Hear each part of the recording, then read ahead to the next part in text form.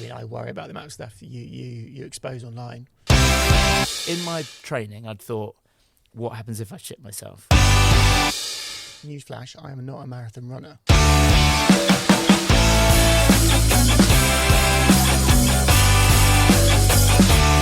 It is a week since the London Marathon, and I thought it was fitting to get none other than Mr. Ed Powell, former London Marathon finisher. Welcome to the PKS Running Club. It's a pleasure to be here again, Paul. How does it feel to be part of the alumni now? Yeah, it feels good, mate. I'm a bit disappointed that you're not wearing your top, though. Well, just for you today, I've got my... Oh, you've got your... Oh, wow. I mean, you might want to put a couple of filters on your on your camera, but it's a bit tight. Bright orange. I don't know what the designers were thinking when they did the 2021 top, but yours is a much better colour way than mine. Yeah. Maroon and gold is it's very Gryffindor. Very Gryffindor. I've not actually watched Harry Potter. Harry Potter, nor have I. I've watched Harry Potter. Yeah. Harry Potter, the porno. Not even a minute in. Yeah. And your mum's going to be... she's going to be horrified. Absolutely horrified. Nah, both made by New Balance, though. So obviously they've been a landmark sponsor for a long time. But you've got Virgin Money. I have. Yeah. It's still New Balance and... Is it TCS? I mean, it's... It's not TCS, it's Virgin Money. Is it? Yeah, obviously. Shows how much I pay attention. Yeah, TCS is the sponsor, isn't it? I'm not sure. It's what's cool about this top here is that when you're out driving and you see someone running, you know they're a London Marathon runner because of the top. I'm not sure if you get the case with that one. Yeah, no. But that's a much nicer colourway. I think I'd rather have that one. Yeah. Well, you're not having it. Well, I mean, it's mine. How does it feel to wear a top that has finisher on it and you don't feel guilty about wearing it? It feels good actually because I do have my finisher's top from last year and I never actually made it to the start line. So it's a credible question. Yeah. It feels good. Should we talk about medals? Yeah, how was the medal? Yeah. Medal's amazing. I've got it down here. It's weighty. Yeah. It's girthy. I mean, I'd say not for the first time, bigger than mine. It's nice. It is nice. I should be wearing it, shouldn't I? Wear it, man. I think. Oh, that's nice on the back. Yes. The landmarks on the back. Yeah, it's nice. I can't remember if mine has that. God. And it's got Braille on the front. Yeah, that's nice, that. I think that's a nice touch. I think, being inclusive to everybody. Did you have any blind runners running? I did see some blind runners. They didn't see me. Were they, with partially sighted? Were they with? They were with a. I'm going to sidestep that one. They were with a like a guide runner. Oh, nice. Yeah. Wow. So I don't know how that works. I think someone said to me that you're attached to them on a rope. Well, I imagine it depends on level of severity of. I guess so. I mean, I once went running with my Labrador. And it was brutal. Like, she's just a machine. So I was wondering if anyone actually would run it with a guide dog. Oh, I see. Like a genuine question. Oh, a guide dog? Yeah. No, I don't think so. You should try and get someone on. A partially sighted runner. There is a guy who follows on Instagram. I think he's called The Blind Runner. Yeah. Maybe. Okay. So we'll have to ask him. Yeah, try and get him on. That'd be fascinating. Yeah. Yeah. But no, that medal's nice. Yeah, thanks. Have you got yours? I do. Yeah. Let's have a look at yours. There you go. Oh, you've got yours in a frame. Yep. Oh, heavy frame. Yep. I mean, it looks like a chocolate medal. It's funny, like honestly, it looks like I could take it out of the frame and eat it. I mean, is it? It's not actually chocolate, though, is it? No, Paul. It's lacking design embellishes, I'd say. Like this one's got like all the notches from. I'm assuming that they're 45 years of the marathon. I guess I was at a sort of a landmark event, whereas yours is just like a run-of-the-mill edition. Still the same route. Yeah, but actually, interesting story. I'm actually a world record holder now. You what? I'm a world record holder. It was this the amount of people that applied and actually run the actual event? Yeah, so I can actually get a Guinness World Record certificate and medal from along with 90,000 other people. Well, 50,000. I thought it was more than that ran it. No, it was like 56,000. But still, how many world records have you got? What, official or? Yeah, official ones. I mean, I don't like to say, Well, no, let's put a number to it. None. None. Okay. Yeah. Thought so. I'm just going to quickly check how many people ran the London Marathon this year. Yeah. I think it was 56,000. I think there were 600 people that didn't finish. People ran. 56,640. Oh, okay. So about 56,000 if you're saying around 600 didn't finish. That's a shame. Yeah. Oh, it was brutal. Like, honestly, it was so hot. I think... Move that down now. Yeah, move that down. I think you going to put yours in a frame? I don't know. I'd like to, but then it's like, do I put everything... Like, the other medals I've got in a frame, at the moment, they just hang on my wall in the office in a very haphazard kind of way. Yeah. I'd like to have a better way of displaying them, but I've not quite figured it out. Yeah. It is. I mean... This was a gift. So, yeah, it's nice. I ran the London Marathon in 2021. Ed's never mentioned that. Yeah, for the brain tumour charity for my sister. I gave this to her the Christmas after I ran it. And when she passed away, I was like, I'm having that back. So I'm having that back. But the frame. So thoughtful. Yeah. Did she technically leave it to you in the will? I mean, I don't know if it was in the will. Did it go through probate? No, my parents. They probably tried siphoned to it off. grab it. Yeah. Gosh. Let's hope the taxman's not listening. So I reckon that's probably worth something.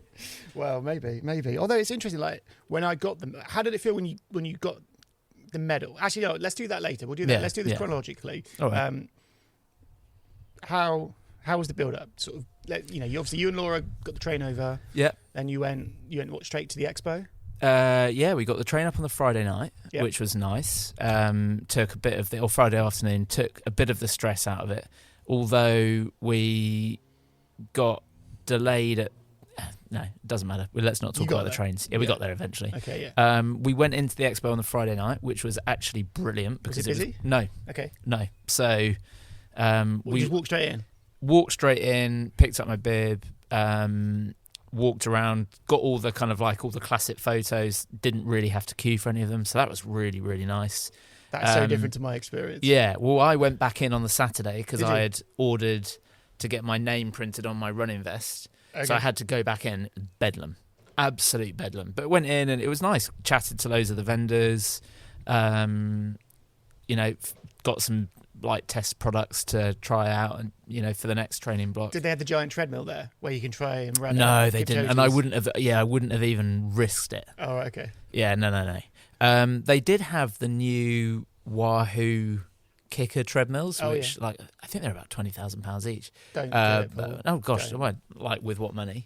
I wasn't. Not that usually stops you. Yeah. No. It's a bridge too far, but they looked pretty cool. And want to, Yeah, if you want to sponsor an episode, for a measly sum of £20,000, we'll do it. But yeah, there was some really good stuff. The thing that really got my interest was a brand called OGT, who have made energy bars that are wrapped in effectively beeswax. Right. So you just chuck them in your pocket. There is no wrapper because the beeswax is edible. Yeah. Very thin layer, and it's like an oat kind of bar.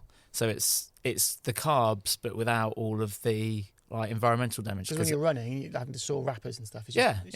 So it's really annoying. So I bought a pack of them. Great. And I will be trialling them because for those of you who've watched my Instagram reels, you'll know that there is an absolute fucking douchebag who drops the same energy gel wrappers week after week after week in the same place, and I keep on picking them up week after week after week. It's not when you do that. It's getting annoying. We need to get one of those animal cameras. Ooh. Where you set up like a camera trap. Yeah, the thing is, I say it's in the same area. It's within the same mile of. See, this is the content path. People want. They don't want you talking about your runs and your splits and all that rubbish. Yeah. What they want is you actually being a proper running Catching. crime sleuth. Yeah. And then you actually setting up camera traps and doing a bit of community policing. I actually did, honestly. So on the day that I found it, I went onto Strava.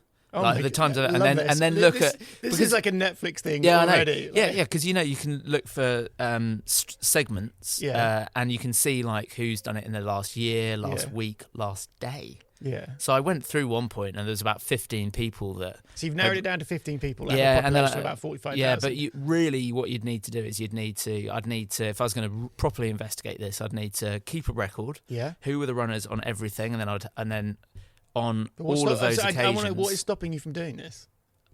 Well, I've got a full-time job. I mean, I do actually. I know everyone thinks I'm just. You just post run. an awful lot. If you've got time to do that, I think people. What would you rather see? PKS runs, telling you about his running journey and how he aches and the pains and everything, or PKS runs actually trying to find the runner who's littering, destroying the countryside. I'd love to comment underneath. Yeah, I would like that. I'd like to commit my time to doing that. We'll do it, mate. I think it would be for the betterment of humanity, but also buying a little box of those OGT things also may be a good solution. Maybe OGT could sponsor, provide us with somehow I'm now involved in this. Provide you with a camera trap. Yeah, maybe that's a good idea. Okay, they were pretty. I think they were pretty annoyed about the whole rapper dropping thing. I mean, that's why they've come up with this as a solution, because they think it is an environmental issue. Think of, let's say every marathon runner had 5-6 gels. Yeah. Probably more, let's face it, for those who are running, 4, 5, 6 hours like you did. And I'm sorry.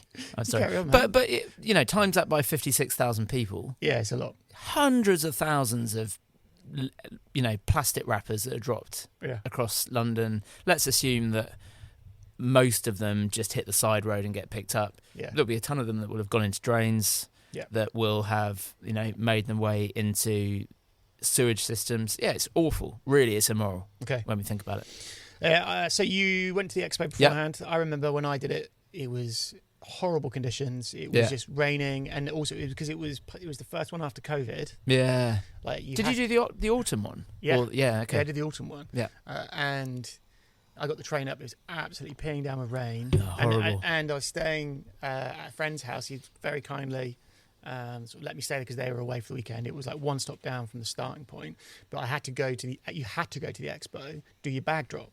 Yeah, of course. Yeah. Was it like that this year? Yeah. Yeah. So you had to go there, do the bag drop. Oh no! Sorry, no, we didn't. We did our bag drop. Sorry, no. On the race day. Yeah, we did. We bag dropped on race day at the start line. Yeah. So I had to do it the day before. Oh, that's rubbish. And they basically was like, anything you take off at the start, you're not getting back. So rubbish. you had to. Yeah. So it was just, and then you had to queue up to get into the expo on the Saturday. To get your race number. No, to just do your usual stuff. Yeah. And it was horrible because I was queuing up all the way in. You're outside for about an hour. It was miserable, and obviously I only had one set of clothes. Yeah. Which again, my friends posted back. Yeah. It was just. Yeah, it's really cool. it's yeah, and we were really fortunate because on the actual race day it was like this. Yeah. So you're queuing up. Well, you drop your bag. The jumper that I had thought I'd originally just leave at the start line because I'd expect it to be cold, I'd put in my bag to pick up at the other end, and I just walked around in my vest. But it would have been horrible though, because you started at Blackheath? Yeah. On the Common? Yeah. Like what? You're just standing around in the rain in a grass field? So it was you in a grass field. You sort of get there. You go in, and I had like a little lightweight jacket. Yeah.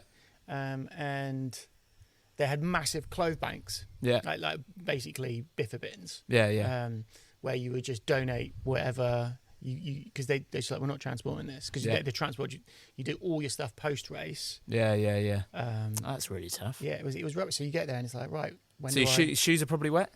Yeah. You're soaked through at the start of a marathon? It was just cold. It wasn't wet. It was just cold. Okay. It was just cold. But I had to go up on race day in the train wearing my trainers that I'm going to wear on race day. Yeah. So it was just, it wasn't great. Yeah. But it is what it is. Yeah. So Sunday morning. Sunday morning. What time did you get to Blackheath? I think I got there about 8. Okay. And what time was your start time? Maybe 9. About 9:40. You had to be sort of ready to go. Yeah, I think I was there, probably there earlier than that, actually. I think Yeah. I probably left my hotel about 6:45. How long was the commute between hotel and... I'd say about 30 minutes. Okay. So on the DLR, which is relatively simple. You just basically follow everybody else. Yeah. I mean, you get to the station, there's people there that are running, you just kind of go, okay, well, I'll follow you, assume that they're going to the right place. Yep. Not going to a local fun run somewhere else in London. Yeah. There's a nervous thing there, isn't it? You want to sort of get there not too early, not too late, but you always leave too much time because you're... Yeah. And it was really good. So I actually... Did you have a poo before you go out? I had a poo at the hotel, yeah. Oh, good work, nice. Yeah. So, I mean, my body clock is pretty solidly like routine. 5:30ish. Yeah. Get up in the morning, do a poo. So that was all sorted. Yeah. Tons of nervous wheeze. Yeah. Like urinals, like portable urinals. Never seen that before. That was extraordinary. Okay. That was a whole new thing for me. Yeah. Got on the train, met Shay, who has been watching on YouTube. So that was really nice. So chatted with him the whole way, which really calms the nerves. Yeah. Then someone else got on and asked, like, where, you know, you guys heading to the marathon? Obviously we were. Yeah. So we got chatting to him, and then from there onwards, it was like, it was a really nice, enjoyable morning. Like, just as I probably as soon as I got in, Ian Worsfold, who has asked questions on the podcast and what have you, came and tapped me on the shoulder, and we chatted for a good half an hour and watched the elites warming up. Saw Kipchoge and Philly Bowden and whoever else the elites. Like, let's face it, no one really knows any of the other. Didn't see Alex Yee. Thought we might see him, but he did well. Yeah, he did really well. Yeah. I mean, solid first time marathon performance. Yeah, cool. Man. Yeah, so it was great, and then sort of you're off. You get to the starting point. How, for those that haven't done the London Marathon before, like, there's different waves. Yeah, different waves, and the different start times, also different start points that all sort of siphon in. Yeah. Okay. Brutal. Yeah. So I was in wave 1, right? Yeah. Blue wave 1. That is, you have the wheelchair start is the very first one. Yeah. Then there's a bit of a break. Then the women's start, and then the men's elite start. So the women's elite, men's elite. Then shortly after the men's elite, you've got the championship start. Yeah. So what sort of times are they doing? They are, I think for this year, it was under 2:38. Okay. So you're quite close. Yeah, so we're in the wave behind that. Okay. So you're with runners who are really aiming for somewhere in the 240 mark. Yeah. So you get put into these pens. So you go to the pen, and then you sit in the pen, and then you go into another sort of bit around the road, and then you sit there for a little bit longer, and then you kind of get taken round to the start line, and then you go off. First mile, I'm running, and I'm thinking, this is nice. This is good. Like, was it busy? Was there loads of people in front of you? Or was it okay? No, like, got plenty of space, running the pace I want to run. And then it's about 3/4 of a mile, your first group from another wave suddenly merge with you. So all of a sudden I've got people in fancy dress. And I think I captured it on one of the video, like an alien just appears out of the left. And in fairness to him, he's holding a good pace, but there's no way he's keeping that pace. I don't know what his number was, but there's no way he was finishing at that pace. Check it now. Yeah. Up on the screen. Ed's going to fact check. Yeah. So then it's like, okay, so now it's a bit busier. You then do about another 3.5 miles, and then you're suddenly joined by a mass, like a huge mass of people who are all running slower than you are. And it's at that point that you think, oh shit, this is going to be really hard. And all of a sudden, and you know, some of those people might be experienced runners, some of them might not be, some of them might be fast but haven't done races. So you've got this whole thing where people just stop. It's a bit of a lottery, isn't it? Yeah, it is. I mean, people just be like, I'm running, stop. And then all of a sudden you're like, whoa, hang on a minute, I've got, like, what am I supposed to do? Yeah. So you're dodging, you're like up and down over curbs. Basically, the only way to keep a decent pace is to like be as far on the edge of the road and try and use the pavement if you can. Yeah. And at that point you can, because the supporters are a bit quieter. Later on in the race, it's still early, isn't it? Yeah. So, you know, you haven't got everyone out. By the time you get to, I think, like Rotherhithe, which is like 10, 11 miles, it's all starting to get busy. The lead up to Tower Bridge is where it starts. It's nuts. Yeah. So, and it's somewhere in the between 4 and 5 miles that I hear this bang on my shoe, and I then feel something in the bottom of my shoe, and I think what in my mind what's happened is I've trodden on a discarded bottle top, and the air bubble in my shoe has popped. Right. And I can feel it as if it's like I've got a pebble in my shoe, but I can carry on. So I kind of like, every few steps I sort of like switch between like heel striking and like midsole strike so that I'm like lessening the impact on my toe. You're trying to sort of adapt. Yeah, basically trying to make it as straightforward to run as possible. But at that point, from there onwards, for me, like my thought process was, all right, I know that Laura said that she's going to try and see me before Tower Bridge. Yeah.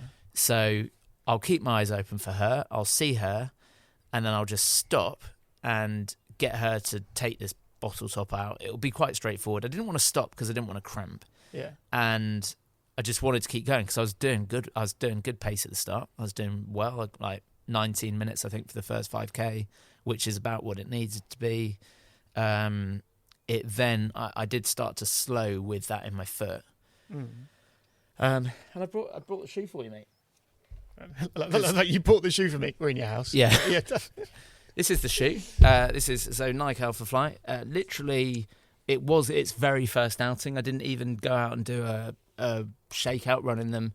This was their first run. Yeah. So I sit down at about mile 15 or 16 to inspect the shoe, thinking I'm going to find a bottle top in my air bubble. Have a look. Mate, that's a proper... Yeah. I mean, it's gone through the carbon plate, hasn't it? It's gone through the carbon plate. And is there normally a bubble thing in here? No. It's just it's just the plate. So you got it out quite easily, but it took me about 2 minutes. But I think that's because you can see it's obviously lodged in the carbon. Yeah. And you can. I mean, in terms of like the probability of that going, that being that way up as well. Yeah, that like way normally up. If you do that, it falls flat. Yeah. But to be that way up. Yeah. And to go through that, I mean, if it hit the side anywhere, it would have gone through the rubber, and it probably go through the carbon as well. Yeah, unbelievable. And did it pierce? It didn't pierce the insole. Yeah. Because funnily, right. So here's the funny thing. So I've had so many comments about this on Instagram, mostly TikTok, where people are like, cesspool. "Why didn't you just? Why? Yeah, it is a cesspool. Yeah. Like, why didn't you just stop and take it out?" And like, well, you never planned for it. Like, it never. I'd thought in my training, I'd thought, what happens if I shit myself? What if I vomit? Again. What if I? Again. What if I run out of energy? What if I need to walk? You never think, what if a foreign object pierces the carbon plate of my brand new running shoes? So you don't think straight during a marathon anyway. So I was just like, well, I'm not stopping. I want to get my target. That's it. So yeah, it's funny. People obviously, people are like, oh, I've run 276 marathons and I would have just stopped. And you're like, but if it's never happened to you, you don't have a protocol for it. If you've got a target as well. Yeah. That like relentless pursuit or something, you just Yeah. on. I mean, I've been getting up at 5:30 every morning all winter to get this target. So you just, you want to do it. Yeah. You don't want anything to try and stop you. And in the end, I mean, that could have been the thing that stopped the whole race, but fortunately I managed to carry on. Yeah. So what mile was that when you managed to get it out? Somewhere around 16 or 17. Okay. So you are, and you've run with it for about 10 miles? About 12 miles, yeah. That's mental. Yeah, it's nuts. That's crazy. So it took me about 2 minutes to get it out. It was properly wedged in. I don't know if you find this, but I suffer I get really cold hands. No. I don't. And particularly when I run, I really lose the sensation in them. So I'm trying to get this out, and I can't. I can't really feel my fingers. So it's like I think I said it in one of the former episodes. I really struggle with the energy gels, ripping them. Because I just can't. I feel like I can't grip them when I'm running. So again, more good reasons for having an edible bar. Yeah. And at that point, the whole body just seized up. So I sat down for 2 minutes. I was following your live tracking. Yeah. I think after, I can't remember how many miles it was. Yeah. I sent a message to Laura, and he needs to speed up. Yeah. He really needs to speed up. Yeah. And there was a part of me which was like, is he going to go slower than me? And of course, then a part was like, I kind of want that to happen. Yeah. But I knew that would never happen. But no, it was not in a month's 10 days. And then your splits just started just getting worse and worse. And I was like, and then I was chatting with a friend of ours, and I was like, something's going wrong here. Yeah. Something's going really badly wrong. Yeah. And I was just like, I think he's got caught up in traffic at the start. He's throwing everything out. And that was that. It was just really hot. Yeah. I was like, I think that was my suspicion. Yeah. As you know, as a former marathon runner. Yeah. Retired. Yeah. That was like. Yeah. That was my instant sort of gut reaction. Yeah.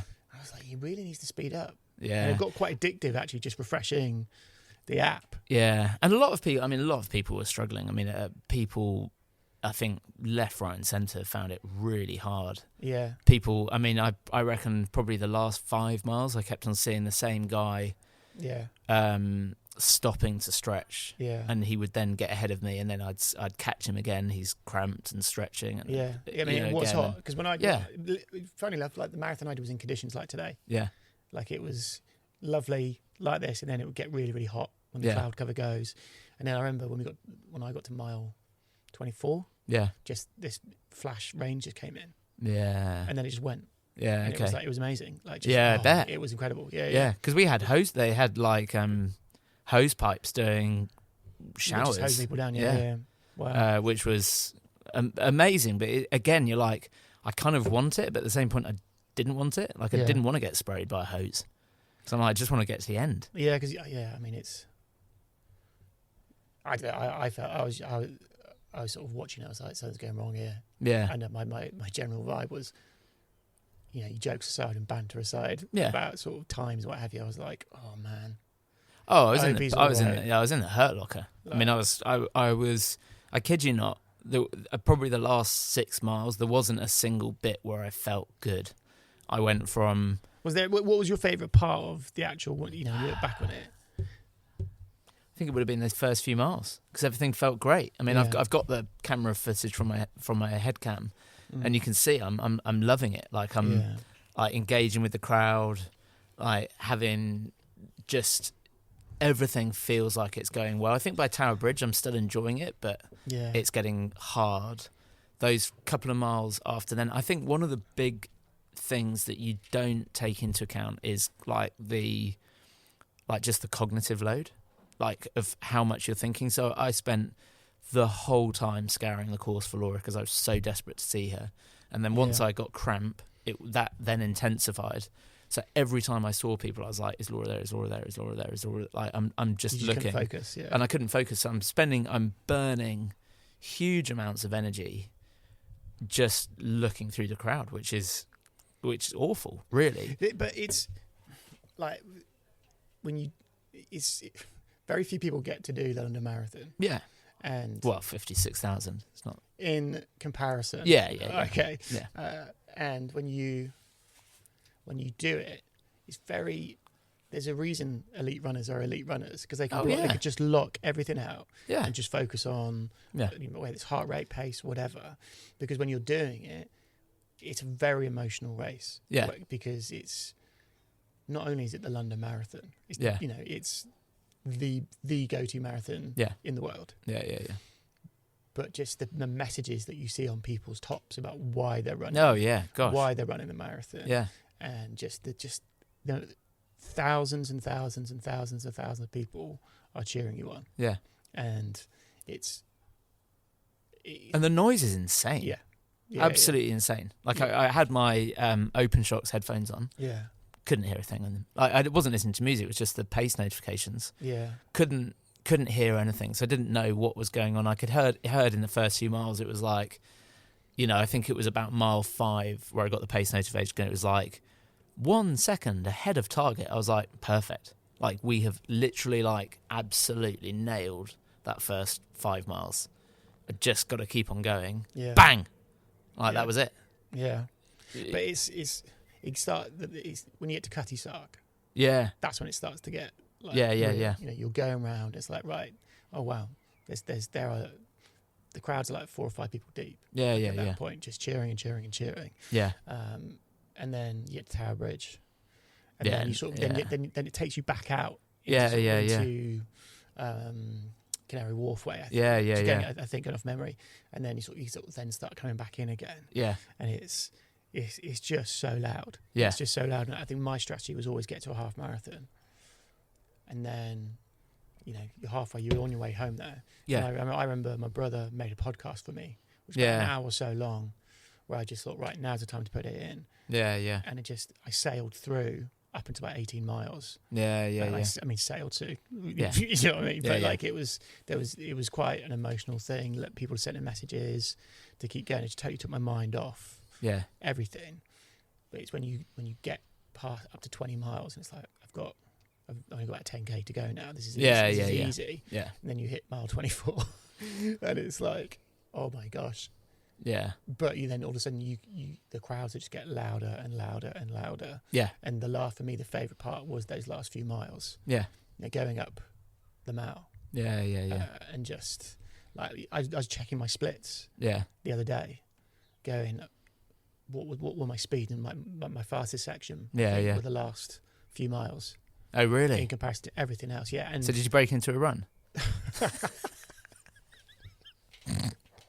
But too easy. I tell you what, though, this is where I have got one over you. Is that the consistency of my splits was insane. Yeah. Like it was like 10 seconds. There was one section where I did back-to-back kilometers, bang on, exactly the same pace. Yeah, brilliant. Yeah, that's brilliant. I think that's great. I mean, in fairness, yeah, I think that's brilliant. I mean, I've done. That's my 4th official marathon. Yeah. I've run other marathons just in training, like years ago, just for fun, really. Yeah. But yeah, I mean, but I've never had to stop before. I've never had to like dramatically slow down the pace or anything like that. I've always just carried on at a relatively okay pace. And this is the first time I've had to, I stopped and had a hug with Laura. I've stopped multiple times to to walk. Cramps. I think the heartbreaking thing for me was I watched a video on the marathon, and just newsflash, I am not a marathon runner, but I pretty much enjoyed every mile. Yeah. It was incredible, and I look back on it now and like, oh, do you know what? That was amazing. Yeah. And the last few miles, just going up the mile, which is so emotional. Yeah. Like this is like what Olympians must feel like. Just Yeah. And then sort of cross the bit at the end, and I was like, well, that's that done then. Yeah. That's all that. It's finished now. Yeah. But just this sense of that was, I don't think it really seeped in until after, quite a while after. It was like, I did the London Marathon. Yeah. I ran a marathon. Yeah. And it was just like doing it was just this amazing feeling when I saw you doing it. Oh yeah. Having done all the training. Yeah. And you couldn't take enjoyment from it. No. Really. Yeah, it was really hard. That for me is like, because I've been saying to you, it's going to be amazing. It's going to be amazing. It's going to be amazing. And you're struggling up the mile. Yeah. And just in tears. Yeah. And there's a bit in that video where there's a police guy goes, 800 yards to go. And, and that for me, that should have been about... a crowning moment. Should have been a 2 3/4 minute to the finish line. Yeah. I think it took me about 8. Yeah. Like, and I'm getting overtaken by hundreds and hundreds of runners. But I think there's a lesson in there for you. Oh, yeah. Which is, actually, you can... Yeah, the time is one thing. Yeah.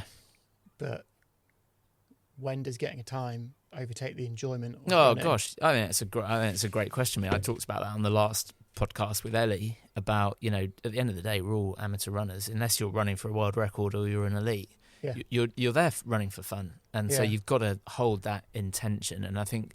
And you didn't listen to it, did you? No, I did, but you just don't. You never plan for something so freak as what happened, and but someone commented on the Instagram. One of the Instagram posts, they said, run to complete, not compete. Yeah. And at the end of the day, hold it all in perspective. I finished the London Marathon in 3:14:51 seconds. That's insane. And whilst for me that's like overwhelmingly disappointing. Yeah. I don't know. That's still within the top 10% of the finishers. Yeah. It's still amazing. And I think it is a special. I think it is a really special finish because I'm the only one who's got this. Yeah, I mean, it's such a crazy story. Yeah, and I carried on, and at the end of the day, I've always said, I think I'm really mentally strong, and I think I proved it. Yeah, I battled the adversity and got it done, and struggled through, and have the medal and the bolt to show it got me down a little bit. Oh, I'm sorry, like the bit, because I wanted you to sort of run down the mile. Yeah, have the victory moment. And just be like, this is amazing. Yeah. Regardless of the time. Yeah. And you didn't have that. Yeah, I was so relieved to finish. Yeah. I mean, it was all about, you see it when I get to the finish line. I was like, right, is this it now? Is that it? Yeah, but I got to the finish line. I was like, I reckon I could keep going. Yeah. But then that's just the hype from the crowd. Yeah, I think so. And the adrenaline. Look, and that's the thing, right? So when I didn't get to experience that. No, I didn't that was just going. Yeah, and I got to, I was literally hobbling for the rest of the day. You're running like a frog, mate. Like your legs were just... all over the place. Running form's terrible. Flash back 6 months where I've done Loch Ness in 2:45. Had a meal. So, walked, come off the finishing line, absolutely buzzing, gone back, had a meal, had a shower, put on a fresh pair of running outfit, and gone for a 5-mile recovery run with my GoPro. Yeah. And gone back to the finish line to cheer everybody else on, and I'm still buzzing. Yeah. Like, to think that was the same person 6 months later, I think I was actually fitter for this one than I was for that one. I'd hope so. And yet... Yeah, I mean, it's heartbreaking, but perspective is an amazing thing. And jokes aside, the next marathon that you do, and you if it's the London or whatever, make sure someone halfway's got another pair of trainers. Like genuinely, like you take the learning curve, from it. It's like actually, well, next time I will bring a backup pair of trainers. Yeah, just in case. They're very expensive. But it's a good point. I've seen your garage. There's plenty of trainers in there. Yeah. I mean, take a spare pair of trainers. It's an interesting one because I came home that day and I was like, there's no way I'm ever doing London again. Because firstly, I've not got a good for age qualifying place. Secondly, I just didn't enjoy it. Sure enough, I've entered the ballot. But actually, next, if I get a place, which obviously is highly unlikely, but I'd like to do it for charity. Well, mate, and I'd like to run it slowly, and I'd like to go and enjoy it. Well, I didn't enter the ballot. Yeah, so your odds are less than mine. Yeah, but what I'm going to do, I'm going to speak to the Brain Tumor charity. Oh yeah, brilliant. And be like, right, I'll do it next year. Yeah. You can be my personal trainer.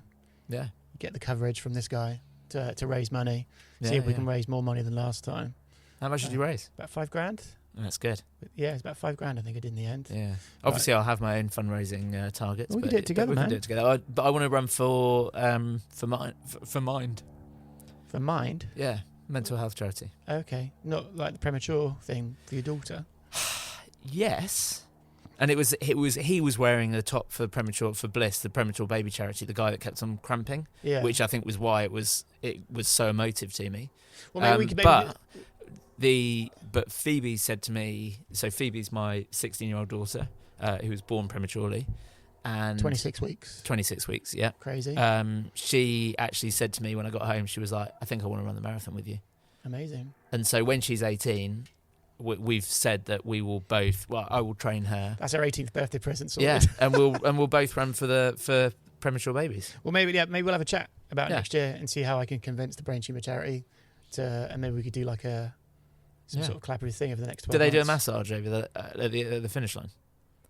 They did a private party where which is nice. See, I mean, like the whole finish thing was just like your crowd through like massive crowds, and it's like what was amazing, like with the Brain Tumor charity was they booked out a hall in the university. I think it was university close by. Yeah. So you go through, and I'd arranged to see mum and dad and Steph there. Yeah. I got there before them. Oh really? Somehow. Yeah, brilliant. I think that's a podcast for another day if I do the marathon again. Actually, it's a good point. Actually, just to clarify, so since we last recorded an episode, have you actually been out and run? I mean, I've been running around a football pitch because you're a coach. Yeah, but I did say to you this week. Plan this one to a T. Yeah. Let's go out running the day after you've done the London Marathon. Yeah, but today was my first run. I went for a run this morning. Let's go for a run tomorrow. Yeah, okay. We'll do a slow run. Yeah, well. Yeah, go figure. Yeah, obviously.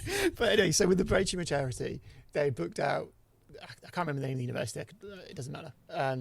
But they'd organised a hall where they're doing sort of snacks and prosecco and everything. Yeah, nice. And I got there about to walk in, and wait. I was like, what? Just wait. I was like, okay, just stop for a second.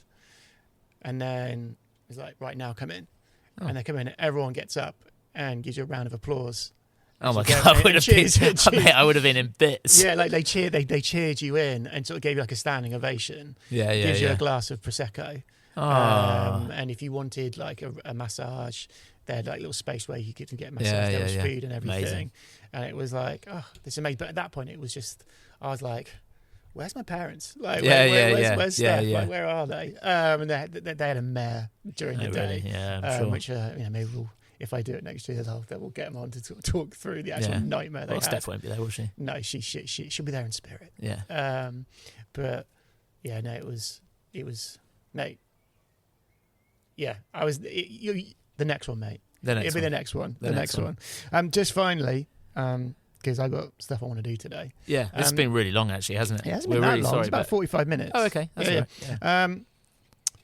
What's obviously you've been sort of documenting. Yeah. Your stuff online. Yeah. Do you want to talk about this now, or do you want to save it for another time? Oh, let's save it. I don't know. Yeah, let's save it. I think it's. Yeah, no, I had sent Ed the link because I thought something that was worth talking about is some of the response to some of the videos I posted this week, particularly the ones that are a bit more raw, me crying. Yeah. And some of the response has been horrific.